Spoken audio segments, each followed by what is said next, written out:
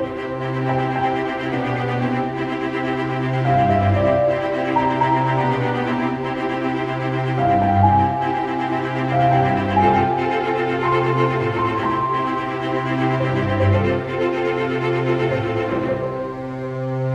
and welcome back to another fun-filled adventure with Superboy Beyond. I'm Chris Jacobsen, your Superboy historian / fact checker. With me, as always, is my co-host, the great Tom Gallagher. Hey, Tom. Hey, Chris. How you doing? I'm doing pretty good. It's Father's Day here in the U.S. today. This is Sunday, the It 8th is. of June. It is Father's Day in the UK as well. For some reason, only Mother's Day is on a different time of year. I don't know why just that one is different in the UK, but yeah, it's Father's Day here too. Yeah, we are going to have a fun episode today, I think. This is an early episode from season 1, and you know what they say about the early episodes, and this isn't a particularly great one, I don't think. But Well, it is not a really bad one. no, it's perfectly serviceable, and it's got, you know, the late great Abe Vigoda. Yep. In it, like, you know, a lot of people probably know him from like The Godfather and stuff. Like I've said before, I know him from Good Burger, of all things. I know him from reruns of Barney Miller. Yeah, Because he was he's Detective great. Fish. Yeah, he's just one of those really great character actors. Every time he's in something, he puts in a solid performance. And while this may not be the best episode of Superboy, he gives it everything he's got. And I think that makes this episode worthwhile. Yep. So we're going to watch it together. If this is your first time watching alongside us, you will not be seeing any clips from the episode. This is not a typical reaction video. What this is just a full-length commentary. You'll have to get your own copy of the episode and sync it alongside us. We will count you in with a 3, 2, 1 play, and as long as you hit play when we do, you'll be watching alongside. So get ready. I'll count you in now with a 3, 2, 1 play. And here we are with the earliest version of the title sequence, which I know it's some people, you know, some people like this version. I just think it's a little bit boring. I mean, it's fine. Well, you got to remember, you know, at this point, this is only episode 3, so they didn't really have much in the can, so they couldn't use any clips from any episodes, really. That is true. Although you would assume that by the time, you know, this thing was edited and ready to air, you'd assume they'd have shot the majority of the season. But yeah, but remember, the Salkinds were not used to TV production at this point. That is true. It's the only reason they were allowed to film, because of the writer's strike that was happening at the time. Yeah. I like how they put it up. Special guest star Abe Vigoda. He deserves it, you know. Yeah. There's a lot of guest stars that have been in this, and, you know, I can't remember if all of them were credited in such a way, but... Well, I know Abe was, and I know that Ron Eli was. I can't remember if Lex Luger was. I don't remember his name being in the intro or whatever. Or, I mean, you know, the credit crawl thing. And, of course, this episode is written by Fred Freiberger, so we know we've got good quality writing here. Mm. Did he write many episodes of Superboy? Can you remember? I know in this first season he was involved a lot. You know, given that he's got some you know, real chops behind him, you know, with like Star Trek and other shows. You know, the good episodes that are good during the first season are probably because of his hand. And Mike Carlin, you know, and now Andrew Helfer, and I can't remember who. Sorry, go on. Well, remember, Mike Carlin and Andrew Helfer, they gave it the comic spin. You know, Freiberger gave it the, you know, actual the television. Yeah. It is always funny that just how many Star Trek connections this show has. I realise Lois and Clark has its fair share as well, but mostly in the cast. But obviously the last commentary we released was Test of Time, which was famously written by a Star Trek writer. Yep, the great. He's done a lot more than just that.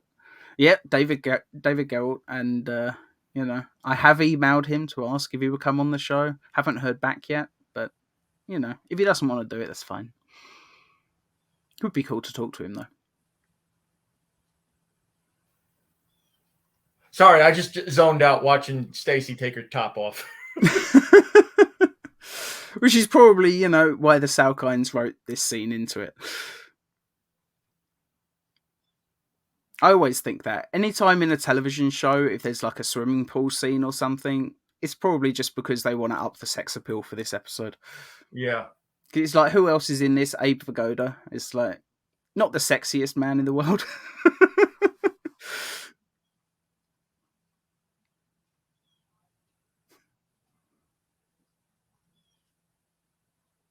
I do just really like this episode, though. I think, you know, the junkyard, seeing like TJ like almost get killed in so many different ways. Like, it's Abe Vigoda's character. I forget his name, but he's you know, Mr. Wagner. He's thought this stuff through. Mr. Wagner. Yeah.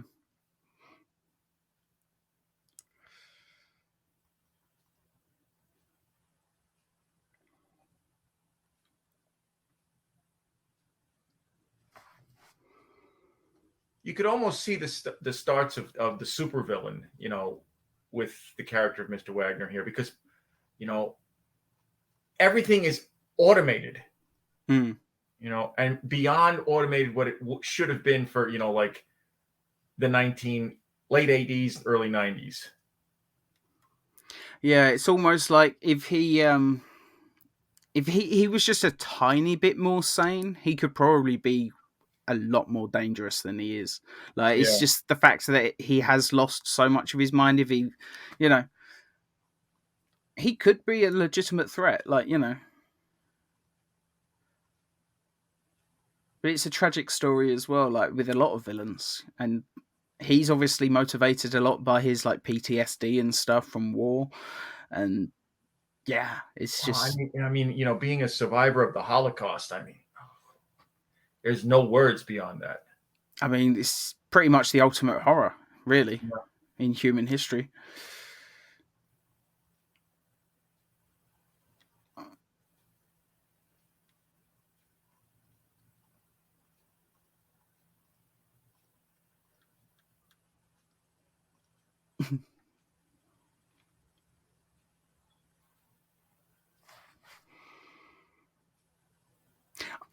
Yeah, just watching that scene with Superboy and TJ. The only thing I think about that is like he just witnessed a man basically purposely trying to kill TJ, and he just flies away. And I mean, I know Well, he's got to get back to Lana, but you know, he could be looking at it like this. Yeah, maybe the guy was justified because TJ was breaking and entering. yeah, yeah.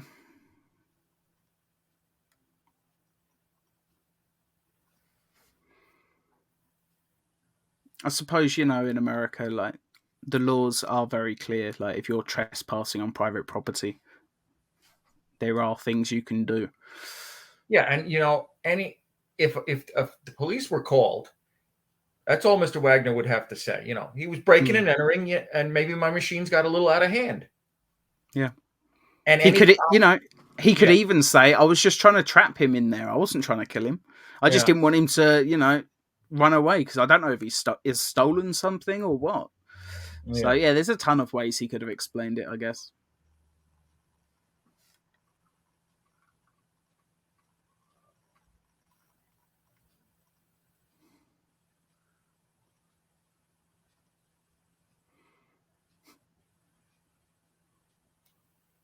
I do like that scene though, just showing, you know, it's establishing he's a good guy. Like there's something clearly wrong, but yeah, I like that they give. I mean, he's essentially the villain of this episode, but he's not really, and it gives him like a little bit of extra dimension that you don't often get in superhero films and television.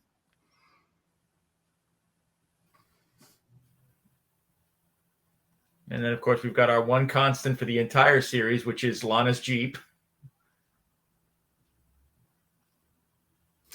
Yeah, we don't see it as often in season 3 and 4 that I can remember, but I'm sure it is still around. Yep. I'm sure we must have seen it at least a few times. I know we definitely saw it in season 3. I'm not so sure about season 4. Mm. But it's a nice bit of continuity. I like that she's pretty much got the same Jeep the entire show through.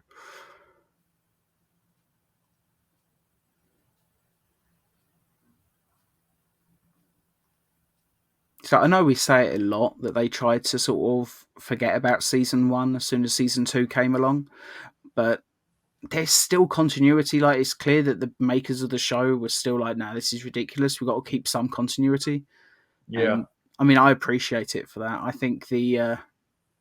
think what we've said in the past about them just, jettisoning all the continuity from season 1, except for maybe the Kryptonite Rock, Mixus Pitlick, and Peterson. One mention of TJ. One mention of TJ, and then that's it. Maybe we were exaggerating just a touch, but I appreciate that the details are kept. Yeah.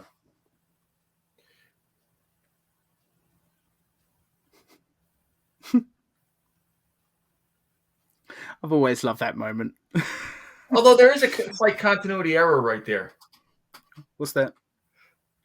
When TJ runs up, there's a guy laying on the bed in front, underneath the dumbbell, and then he walks away, and then Clark is slamming the thing down, and nobody's there. Where'd the guy go? I did not notice. That is strange. Maybe when we had a close up on TJ, the guy got up and walked away.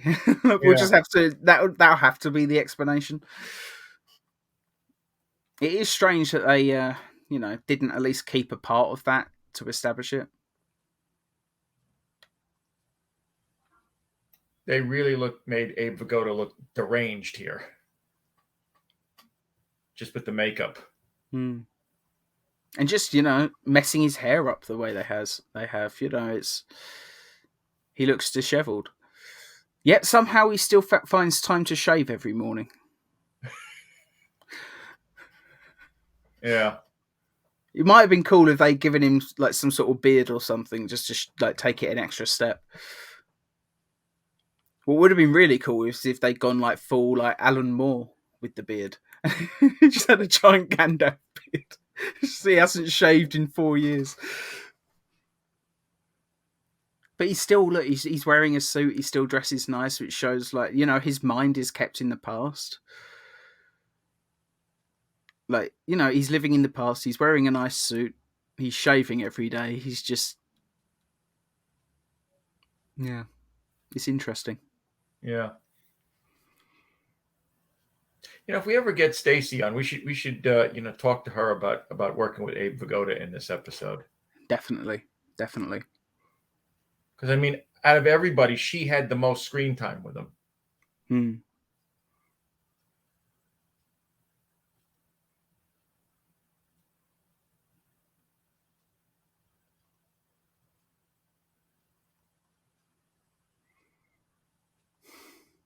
It is heartbreaking. Yeah, and the thing is that what caused all of this is some nasty kids hit him in the head with a rock, and they mention that here.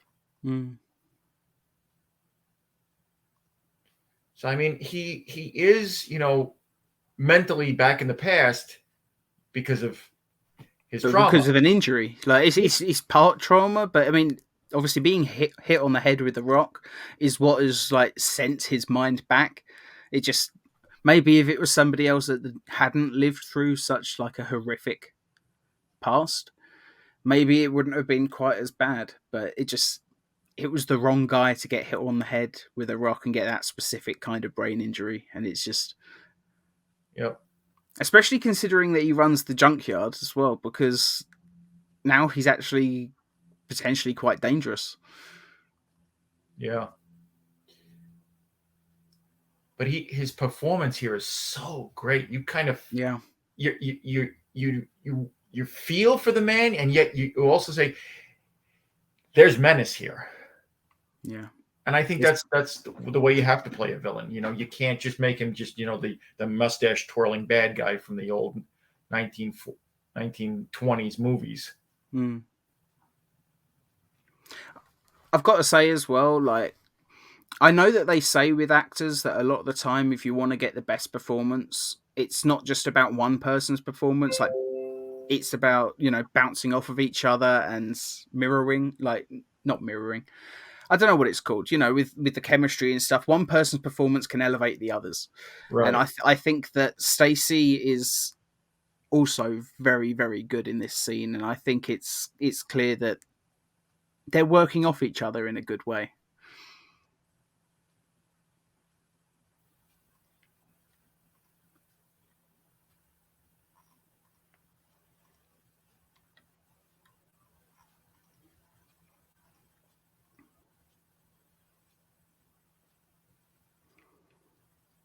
Yeah, like we said earlier, this could be the beginnings of a supervillain. If he just had a tiny bit more of an understanding of like what was actually happening at any given time, Yeah. he could be so much more dangerous. Like they're actually probably quite lucky that he's as lost as he is. Otherwise, this could have all turned out a lot worse.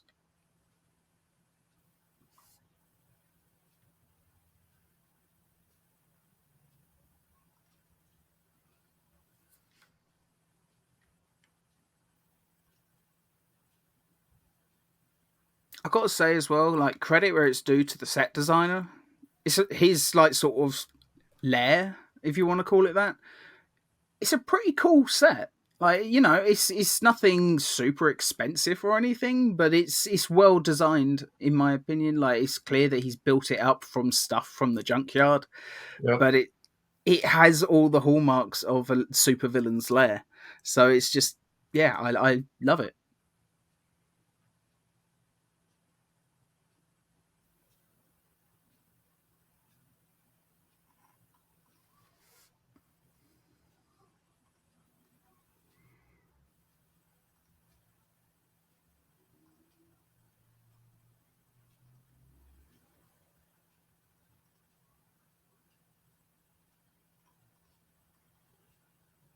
Such a great takeoff John had right there. John had a whole bunch of like really great flying sequences and takeoffs and landings, and obviously Gerard did as well. I do prefer how Gerard flies most of the time. I think sometimes John's sort of karate hands thing, I don't think it always works. Sometimes it looks cool though. Yeah. But yeah, like stuff like that. That landing was fantastic.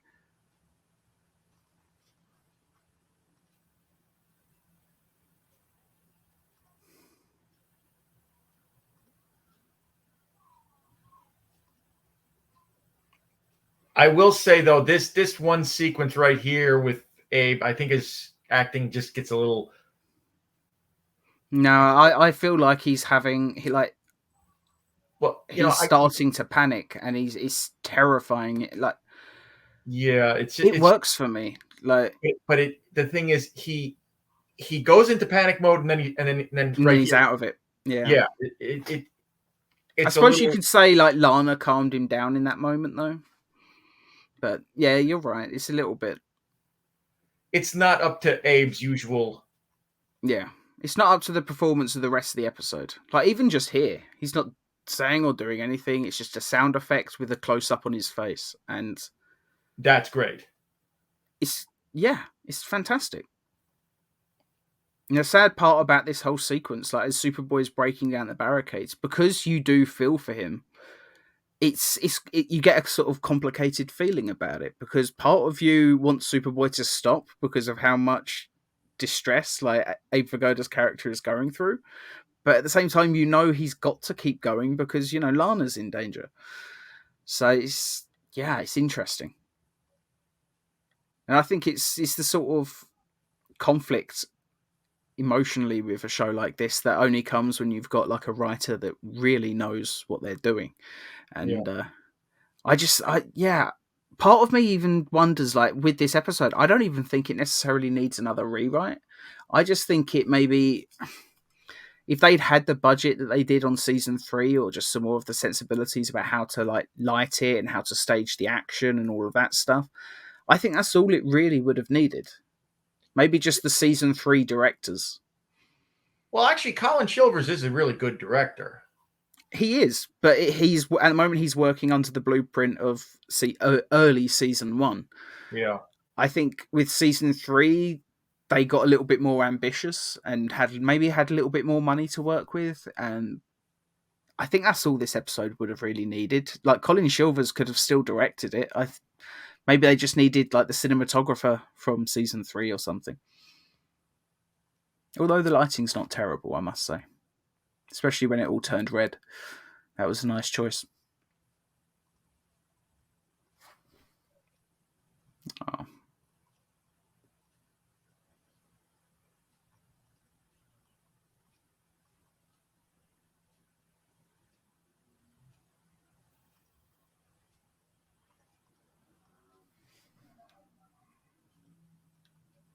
Just watching this, just gives me an idea for a season 5 or 6 episode where we bring Mr. Wagner back. I am definitely on board with that,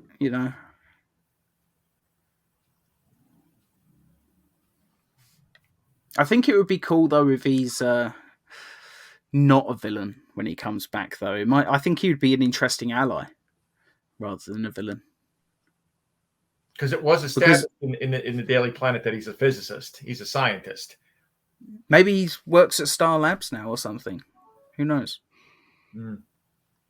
And now his mind is pretty much back to the way it was before he got hit with the rock. Mm. So maybe having that momentary heart attack kind of reset his brain a little bit. Yeah. Also, maybe the whole thing of when he tried to shoot Superboy and just the shock that Superboy was unaffected, maybe it was just enough to sort of shock his brain into sort of resetting itself in a way. Who knows? But yeah, if we do bring him back, it's got to be as a good guy, because otherwise I think we'd be kind of destroying the character that was set up in this episode, because the whole idea is that he is a good person. He's just, yeah, there's stuff that's happening. Well, I'll tell you my idea later, what it is. Okay.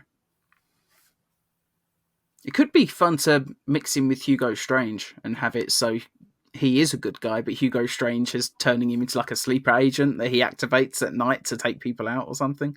Well, like I said, I'll let you know. I'll let you know. Yeah. Yeah, that's a great episode. That's always been one of my favorite season 1 episodes. Like I say, I wouldn't put it in as one of the top episodes of the show overall, but in terms of season 1, this is one of the better ones, I think. And yeah, I think Abe Vigoda is just fantastic in it, and obviously Stacey brings a lot to her scenes with him as well.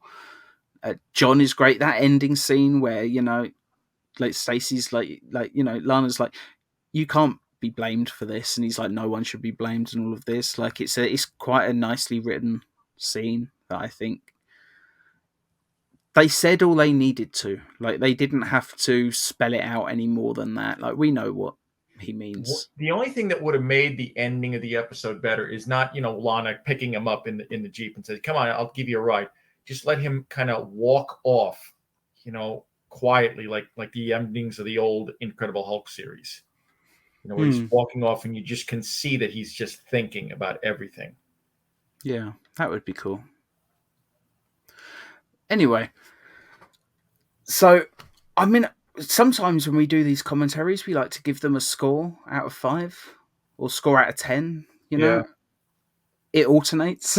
We should really probably lock down which we do, 5 or 10. Let's do it out of 10. Yeah, let's do it out of 10 because it's easier, And obviously, as we've said before, this is on the scale per season. This is not a scale of the show overall. We have to judge each season based on its own quality. Right. Because we just know that even the best episodes from season 1 are probably not going to hold a candle to the best episodes from season 3. It's just how it goes. Right. But yeah, strictly talking for season 1, I'd give this a solid at least 7.5, maybe even an 8 out of 10. Just for season 1. I would definitely give it an 8. I mean, there are a couple of little lacking things, as I discussed, that bring it down in my mind. That's why it's an 8 and not an 8.5 for me. It's like just little things Although if here we were and there. going strictly on, that whole scene with Stacy taking her top off, that would be a 10. Yeah. Yeah, let's not go there. Yeah, But this is still a family show. yeah, this is still a family show. We're just teasing and being cheeky. But Yeah. yeah, this is a great episode. And this is actually the episode where I say that in the scene when Superboy has just saved TJ from the junkyards and he comes back in and dives back into the pool and comes out without his glasses on, that's the scene that I think John looks a lot like Tom Welling in that scene, and I don't know why. Maybe it's just because his hair looks so different because it's obviously soaking wet. But for some reason, I think he looks a lot like Tom Welling in that, and I don't know. I think it's worth mentioning. It's always fun when you see moments where Superman actors briefly look like a different Superman actor, Right. like in Man of Steel when he's like, there's the gravity engine or something. He's like forcing up against it, and he's like pushing his face down, and briefly it makes his nose really thin, and he looks like Reeve. So, yeah, that sort of thing. It's always fun to look for those. And yeah, Yep. like how I think Tyler Hoechlin looks vaguely like what's his name, the guy that the first Superman before George Reeves, Kirk Allen. Yeah, I think Hoechlin and Allen look vaguely similar. It's funny because people say that that Hoechlin doesn't look that much like Superman to them, but I think he looks most like the first Superman actor. So I don't know, that's just me. Maybe I'll put on, when I'm editing this, I'll put a photo of them side by side on screen and let you judge for yourselves. Yep. But anyway, thank you all so much for watching this commentary. This is, like I say, this is a really fun one. And yeah, we're glad we watched it again, I'm sure. And be sure to tune in again next week where we'll be doing another commentary, and this time it will be on the season 4 episode Metamorphosis, which is the one with Rowdy Roddy Piper. Yes. And that's literally the only reason I suggested it, because I quite like Roddy Piper and I quite want to watch this episode again, despite not remembering it being very good. I remember that the old age makeup effects in it look pretty terrible, so I'm sure we'll be laughing about that. In some cases they do, but we'll get to that when we do that. Yeah, absolutely. Be sure to tune in again next time here on Superboy Beyond. Thank you for coming. See you next time. Goodbye.